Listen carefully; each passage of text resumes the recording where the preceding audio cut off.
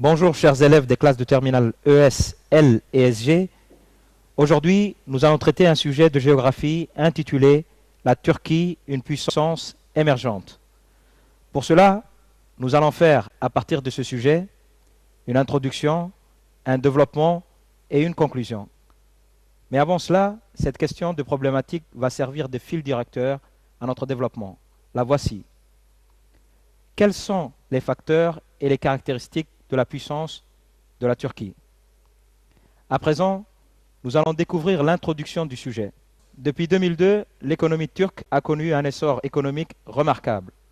Le PIB est passé de 230 milliards de dollars en 2002 à 851 milliards de dollars en 2014, avec une croissance annuelle au-dessus de la moyenne internationale de 5%, ce qui lui a permis d'occuper la 17e place au classement mondial. De plus, les pouvoirs publics ont affiché l'ambition de passer à la 10e position en 2023, année qui marquera le centenaire de la Nouvelle République, depuis sa création par Mustafa Kemal Atatürk. Pour désigner les géants économiques en devenir, nous parlons aujourd'hui des BRICS plus T. La Turquie est un nouveau venu dans ce club, très fermé, et se distingue des autres pays par l'absence de ressources naturelles, c'est-à-dire que la Turquie n'a pas de ressources naturelles comme la Russie ou le Brésil, ou de ressources humaines comme la Chine et l'Inde, gigantesques. Le territoire même, principalement montagneux et aride, n'a qu'un seul avantage, être au milieu des carrefours historiques de commerce, comme la mer Noire, la route de la soie. Mais en réalité, la vraie richesse de la Turquie tient en sa capacité à se réformer et à s'adapter à la mondialisation. Plus que le niveau d'études ou la force de travail de sa population, c'est surtout sa flexibilité qui est remarquable et explique en grande partie la réussite spectaculaire de la Turquie dans les années 2000, réussite qui ne cesse de se confirmer. À présent, nous allons commencer la première partie de ce sujet qui est intitulée Un pont entre l'Occident et l'Orient. La Turquie est un pays transcontinental. Elle est située pour sa majeure partie, 97%, en Asie, l'Anatolie, où se trouve sa capitale Ankara, mais une petite partie du pays se trouve en Europe, 3%, la Thrace orientale. Elle a des frontières avec la Grèce, la Bulgarie, la Géorgie, l'Arménie, l'Azerbaïdjan, l'Iran, l'Irak et la Syrie. Le pays fait près de 780 580 km², soit plus de 34 fois la superficie de la République de Djibouti. Il avait 68 millions d'habitants en 2015. C'est la 17e puissance économique mondiale. Par sa position géographique, la Turquie se présente comme un pont entre l'Orient et l'Occident. Le détroit de Bosphore, au nord de la mer de Marmara, forme une faille qui sépare physiquement l'Europe de l'Asie. De part et d'autre de ce détroit se trouve la ville d'Istanbul, 13 millions d'habitants, qui est la plus grande ville et le principal centre économique et culturel du pays. La ville historique se situe du côté européen, alors que les quartiers modernes se trouvent pour la plupart du côté asiatique.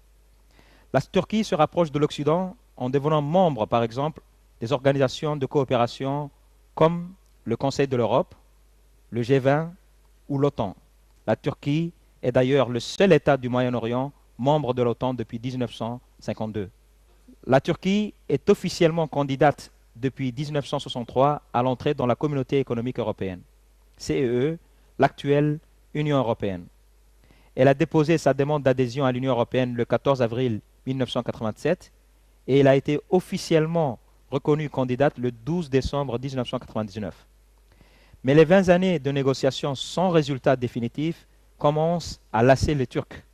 Le président Recep Tayyip Erdogan souhaite l'organisation d'un référendum sur l'adhésion de la Turquie à l'Union européenne. En décembre 2013, un accord sur l'immigration est signé entre la Turquie et l'Union européenne. Cet accord prévoit que la Turquie récupérera les migrants illégaux arrivés en Europe par son territoire. En échange, l'Union européenne accède à sa demande de mettre fin aux visas exigés des ressortissants turcs pour pouvoir entrer dans l'espace Schengen. Enfin, La Turquie a gardé des liens privilégiés avec les pays à population majoritairement musulmane comme elle, ainsi qu'avec le Moyen-Orient et l'Asie centrale, en participant notamment à l'organisation de la conférence islamique. À présent, nous allons commencer la deuxième grande partie de ce sujet qui est intitulée « Une puissance économique dynamique ». L'économie turque a gagné en robustesse ces dernières années, lui donnant une place parmi les 20 plus grandes puissances économiques mondiales. La Turquie, à ce titre, a assuré la présidence du groupe des G20 en 2015. Avec un PIB de 851 milliards de dollars en 2014, la Turquie se hisse au 17e rang économique mondial. Ce développement a permis au pays d'engager de nombreux projets d'infrastructures réalisés ces dernières années. Toutefois, deux points viennent noircir le tableau de la bonne santé économique de la Turquie. Le niveau d'inflation qui est de plus de 8,7% et le taux de chômage qui équivaut à 9,9%, dû en partie à la structure démographique du pays. Les jeunes restent les plus touchés par le chômage dans un pays dont la moitié de la population a moins de 30 ans. 99,8% des entreprises turques sont des PME et emploient 75,8% de la population active. Elles sont quelques 2,7 millions de structures à compter moins de 250 salariés et ou à enregistrer un chiffre d'affaires de moins de 14 millions de dollars. Leur surreprésentation dans le paysage économique turc a fortement participé à l'impulsion de cette dynamique de croissance. L'économie turque est structurellement tournée vers les services. La part des services dans l'économie turque représente 65,6% du PIB et est en même temps le premier employeur du pays. La moitié de la population active est salariée du secteur tertiaire. Le tissu industriel performant et dynamique de la Turquie en fait un acteur de premier plan sur la scène mondiale. Plus particulièrement, le textile et l'automobile constituent les locomotives de l'industrie turque. Ils représentent 25% du PIB. La compétitivité de son industrie, les salaires en dessous de la moyenne européenne, la qualité de la main-d'œuvre ainsi que la position centrale de la Turquie en font une destination de premier choix. Enfin, l'agriculture conserve encore une place importante dans l'économie turque. Bien que le secteur agricole ne représente que 9,4% du PIB, il emploie 25% de la population. À présent, nous allons essayer d'aborder la troisième et dernière grande partie de notre sujet, intitulée « Partenariat entre Turquie, Afrique » et surtout nous allons voir le partenariat entre la Turquie et Djibouti. Les liens historiques et culturels de la Turquie avec l'Afrique ont participé à établir des relations étroites avec ce continent. Dans le cadre de sa politique d'ouverture à l'Afrique qui a commencé en 1998, la Turquie est déterminée à accroître et développer ses relations politiques, économiques, commerciales et culturelles avec les pays africains. Dans ce contexte, une stratégie de développement des relations économiques avec les pays africains a été préparée en 2003 par le sous-secrétariat d'État au commerce extérieur et par la suite, l'année de l'Afrique a été déclarée en 2005 par le gouvernement turc. La Turquie a obtenu le statut d'observateur de l'Union africaine la même année. La Turquie a actuellement 39 ambassades en Afrique, dont 30 sont en Afrique subsaharienne. Les ambassades au Tchad, en Guinée, en Érythrée et à Djibouti sont les plus récentes qui ont commencé à fonctionner en 2013. Il est prévu d'ouvrir de nouvelles ambassades dans les prochaines années. Ce processus n'a pas été unilatéral, car 32 pays africains ont des ambassades en Turquie. Plus surprenant, Ankara se livre à une véritable diplomatie des airs en misant sur le développement de Turkish Airlines. La compagnie nationale, qui ne desservait que 4 villes d'Afrique subsaharienne en 2008, opère désormais des vols dans 26 pays de la zone. L'objectif est de détrôner la plus grosse compagnie africaine, Ethiopian Airlines, mais aussi Air France KLM. La visite officielle du président turc Recep Tayyip Erdogan à Djibouti le 24 janvier 2015 s'est révélée propice au renforcement des relations djibouto-turques d'amitié et de coopération dans divers domaines stratégiques. Durant cette visite, Les deux délégations ministérielles ont signé pas moins de 8 accords. Ces protocoles d'accord portaient sur les prémices d'un partenariat entre la radio-télévision de Djibouti et la radio-télévision de la Turquie, la mise en place d'une zone économique spéciale de 500 hectares pour la Turquie, les échanges d'expériences dans le domaine de la jeunesse et des sports, le transport maritime, des offres de formation pointues au bénéfice des sous-officiers de la police nationale, l'élargissement des champs de coopération militaire et sécuritaire et l'ouverture d'un bureau de l'agence de coopération turque TICA à Djibouti. La dynamique turque est aussi culturelle. Ça concerne le domaine des médias. Dans le domaine de la communication, une offensive de charme initiée par le gouvernement turc, destinée à renforcer les liens entre la Turquie et l'Afrique à travers la presse, a rassemblé en mai 2012 à Ankara, la capitale turque, plus de 300 journalistes venus de 54 pays d'Afrique. Dans le cadre du premier forum afro-turc sur les médias, le directeur général de l'agence de presse nationale turque, Anadolu Ajansi, agence fondée en 1920 qui continue d'avoir une politique liée à celle d'Ankara, a exprimé les intérêts qu'il voyait à développer les partenariats en Afrique subsaharienne. Nous avons désormais des équipes dans 20 pays arabes. Le monde arabe est ainsi informé de l'actualité turque en langue arabe et la Turquie est ainsi mieux informée de l'actualité dans ces pays. Dans les prochaines années, nous souhaitons développer notre présence en Afrique. À cet égard, nous prêtons un vif intérêt à la langue swahili. Il y a aussi des écoles. L'influence turque en Afrique passe aussi par l'éducation des enfants qui seront plus tard des futurs interlocuteurs turcophones et turcophiles. Des écoles ont été ouvertes dans plus de 40 pays de la région, notamment en Afrique du Sud, au Kenya, en Tanzanie et au Cameroun. Des chaînes de télévision, des quotidiens des journalistes et écrivains de renom, des syndicats patronaux, des associations humanitaires, le tout articulé autour d'un réseau d'écoles, contribuent sans relâche au rayonnement de la Turquie sur la scène internationale. Beaucoup d'entrepreneurs profitent des relations commerciales fructueuses avec l'Afrique pour mieux faire connaître la Turquie. La mise en place de ces réseaux d'écoles est en adéquation avec le programme gouvernemental turc Opening Up to Africa, lancé en 1998, visant à accroître non seulement les relations économiques et politiques avec l'Afrique, mais aussi les échanges culturels et sociaux.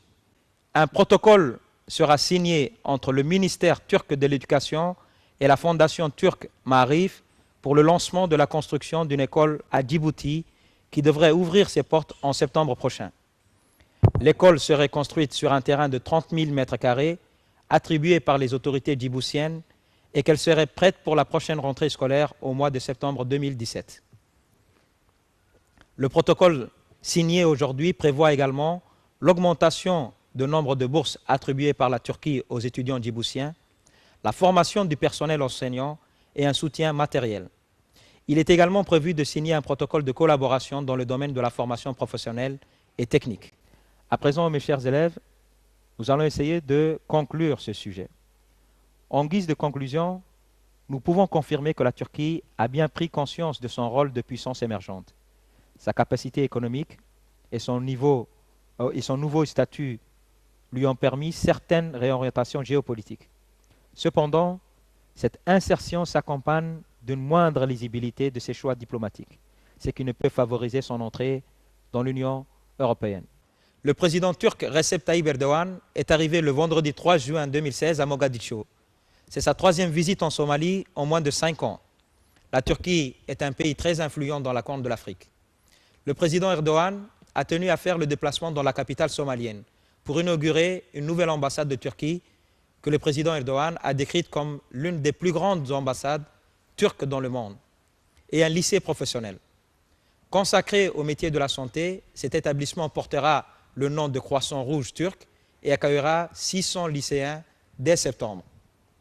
La visite du président Erdogan dit à quel point les relations entre les deux pays n'ont cessé de gagner en importance au cours des dernières années.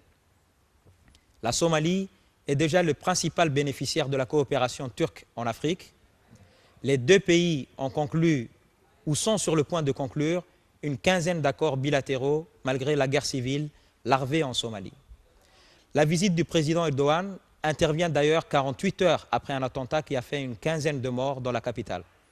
Un attentat des Chebab qui n'a pas poussé le président turc à rebrousser chemin. C'est une des raisons pour lesquelles, en Somalie, Erdogan jouit d'une grande popularité. Cette coopération est grandissante. La Turquie est l'un des principaux bailleurs de fonds de la Somalie, qu'il s'agisse du gouvernement d'Ankara ou de multiples ONG turques qui ont pignon sur une rue à Mogadiscio. Et c'est là une des différences importantes avec la coopération occidentale. Les grandes ONG occidentales qui travaillent en Somalie sont installées non pas à Mogadiscio, mais à Nairobi, au Kenya ou tout à côté. Résultat, dans la capitale somalienne, l'aide de la Turquie est visible, d'autant plus qu'elle met l'accent sur des projets qui donnent aux habitants de Mogadiscio le sentiment que la guerre civile tire à sa fin. La Turquie a bâti un terminal à l'aéroport. Elle a construit une route de 23 km qui traverse la capitale et elle a rénové un hôpital construit par les soviétiques dans les années 60. Officiellement, on l'appelle l'hôpital turco-somalien pour l'éducation et la recherche. Mais dans les faits, à Mogadiscio, on l'appelle l'hôpital Erdogan. Le président Erdogan a décrit cet établissement de 200 lits comme le plus important centre médical d'Afrique de l'Est. C'est faux. On trouve des hôpitaux plus grands encore au Kenya et en Ouganda. Mais passons. Pourquoi la Turquie s'intéresse-t-elle à la Somalie? Du point de vue officiel turc, c'est pour des considérations humanitaires. L'ex-premier ministre turc Ahmet Davutoglu considère son pays comme une puissance vertueuse et que sa diplomatie est d'abord et avant tout humanitaire. En Somalie, cela se traduit par une aide qui cible en priorité la capitale, mais aussi, dans une moindre mesure, le nord très affecté par le phénomène climatique El Niño. La famine guette des centaines de milliers de personnes selon les Nations Unies. La Turquie, 17e économie mondiale, cherche à faire passer le message qu'elle est dans le camp des bailleurs de fonds. Mais la Turquie, dirigée par un président islamiste, cherche à se démarquer des puissances occidentales, surtout des ex-puissances coloniales en Afrique. Dans un texte publié en début de semaine, le président Erdogan disait regretter que plusieurs nations africaines, dont l'Ouganda, le Kenya et la Somalie, se trouvent sur la ligne de front dans la guerre contre la souffrance humaine, alors que les nations occidentales consacrent leurs ressources à construire des murs toujours plus hauts. L'Afrique est considérée comme prioritaire.